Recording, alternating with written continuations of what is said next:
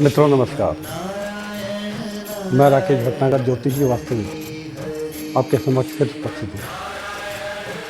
आज हम बात करेंगे पंचदिवसीय दीपोत्सव में चौदस की, रूप चौदस या नरका चौदस जिसको हम बोलते हैं। देखिए, मैंने पहले भी बताया कि दीपोत्सव, दीपावली एक बंडल ऑफ फेस्टिवल्स है। 5 त्यौहार हम मनाते हैं, हर वर्ग का व्यक्ति त्यौहार मनाता है।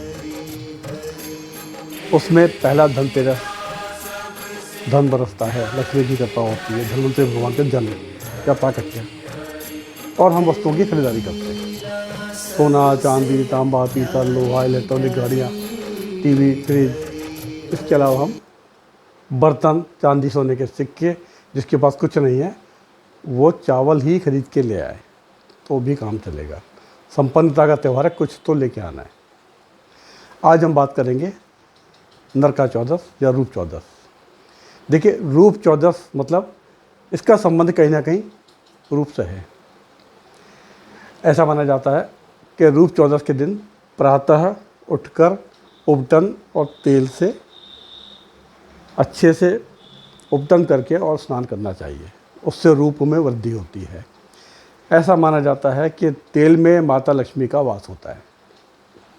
तो जब माता लक्ष्मी का वास तेल में होता है तो तेल का प्रयोग, सुगंध का प्रयोग, उपटन का प्रयोग प्रातः स्नान करके और उसके बाद भगवान विष्णु या भगवान कृष्ण के मंदिर दर्शन करने के लिए जाएं। एक तो मान्यता ये है। दूसरी मान्यता, इसका नाम नरका चौदस भी है। अब नरक से संबंध नहीं है इसका। इसका संबंध है एक राक्षस से जिसका भगवान कृष्ण ने वध किया था। ऐसी कथा है कि जब भगवान कृष्ण का द्वापर युग था उस समय एक राक्षस हुआ करता था, नरकासुर। बहुत बलशाली था, अत्यताई था। राक्षस तो आप समझते हैं, राक्षस तो उसकी प्रकृति ही दूसरों को कष्ट देना होता है। आज भी हम बात करते हैं कि ये इंसान क्या राक्षस है, मतलब उसकी प्रकृति समाज को या व्यक्तियों को कष्ट देने वाली होती है। नरकासुर ने ऋषि मुनियों और समाज के बहुत सी लोगों की, जनता की, स्त्रियों को, पत्नियों को और कन्याओं को अपने पास कैद कर रखा था, जो लगभग 16,100 गिनती में मानी जाती हैं। भगवान कृष्ण के बाद देव गए, ऋषि मुनि गए, तो भगवान बहुत त्रहीमाम कर रहे हैं, बहुत कष्ट में हैं, आप मुक्ति दिलाइए। तो कहानी के अनुसार ऐसा माना जाता है कि उस राक्षस को ये शाप था कि वो स्त्री के हाथ से ही मरेगा। ये वरदान था कि स्त्री ही मारेगी, बाकी कोई और नहीं मार सकता। शाप और वरदान दोनों चीज़ें अलग हैं। वरदान था कि मरेगा नहीं, कोई पुरुष नहीं मारेगा, देवता नहीं मारेगा, भगवान नहीं मारेंगे, मार ही नहीं सकते। लेकिन उसका वध स्त्री के हाथ होना है। तो भगवान कृष्ण अपनी रानी सत्यभामा को लेकर रथ पे या गरुड़ पे बैठ के रवाना हुए और प्राग ज्योतिषपुर पहुँचे। वहाँ जाके उसको ललकारा, उन्होंने युद्ध किया और उसका वध किया। उसकी कैद से लगभग 16,000 या 16,100 स्त्रियों को, कन्याओं को मुक्त करवाया। उन्होंने कहा ठीक है, आप मुक्त हो गए, अब आप अपने अपने घर जाइए। तो उन स्त्रियों ने, कन्याओं ने जाने को मना कर दिया। उन्होंने कहा नहीं, हम आपको ही स्वीकार करेंगे पति के रूप में। तो इतना सा है कि भगवान कृष्ण ने उन सभी को पत्नियों का स्थान दिया।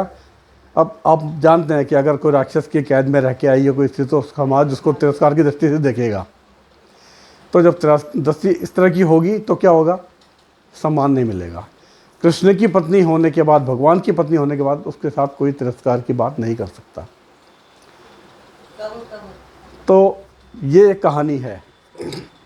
एक तीसरी कहानी है कि एक राक्षस था, भौमासुर। उसने भी स्त्रियों को कैद कर रखा था और कैद करके रखा हुआ था अपने पास। कष्ट में थे लोग। तो जब युद्ध के बाद, महाभारत के बाद पांडवों के साथ वो विश्राम में थे, उनके पास पहुँचे ऋषि मुनि देवता के कष्ट में है, भौमासुर को आप ठीक कीजिए, वध कीजिए, उससे मुक्त कराइए, उसके कष्टों से मुक्त कराइए। तो वो अपने गरुड़ पर बैठकर सत्यभामा के साथ वहाँ गए और उसको अपना 5 जने शंख बजाकर भौमासुर को ललकारा।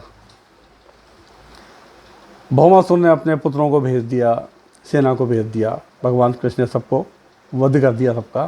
फिर भौमासुर आया, उसका भी वध किया और लगभग 16,000 जो स्त्रियां थीं उनको मुक्त कराया। एक कहानी ये भी है। तो इस कहानी को अगर हम माने तो मान्यता है, कहानियाँ हैं, इसलिए उस दिन रूप चौदस, नरका चौदस ये मनाई जाती है। तीसरी बात, नरका चौदस के दिन ऐसा माना जाता है कि भगवान कृष्ण की कृपा रहती है, इसलिए उनके दर्शन किए जाते हैं, पूजा की जाती है, माता लक्ष्मी की पूजा की जाती है। भगवान कृष्ण नारायण और सत्यभामा लक्ष्मी का रूप। तो ये सब उस दिन हमें करना चाहिए। 5 दिवस पूजन के हैं, 5 दिवस त्यौहार के हैं, बंडल ऑफ फेस्टिवल्स है। इस फेस्टिवल को हम अगर ऐसे मनाएंगे तो अच्छा रहेगा। अब इसी दिन क्या होता है,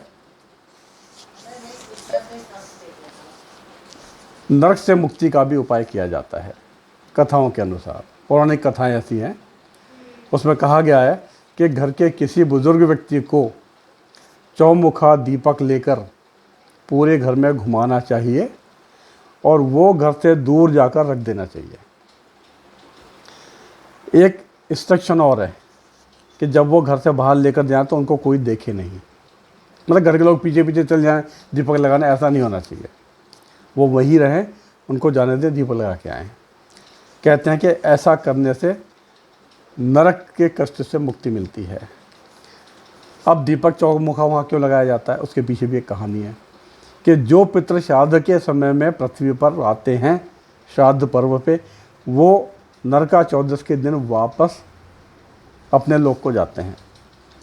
अब क्योंकि एक दिन बाद अमावस्या, बिल्कुल अंधेरा होता है, ऐसा मान्यता है कि अंधेरा होता है तो पितृ कहीं भटक ना जाएं, तो घर से बाहर चौराहे पे, घर के दरवाजे पे या सड़क पे जाके, घर से दूर जाके एक चौमुखा दीपक, 4 मुख का दीपक यम के नाम पर जलाना चाहिए।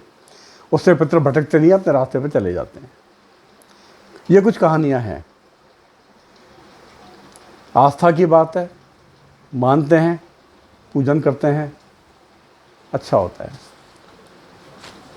आज इतना ही। नमस्कार मित्रों।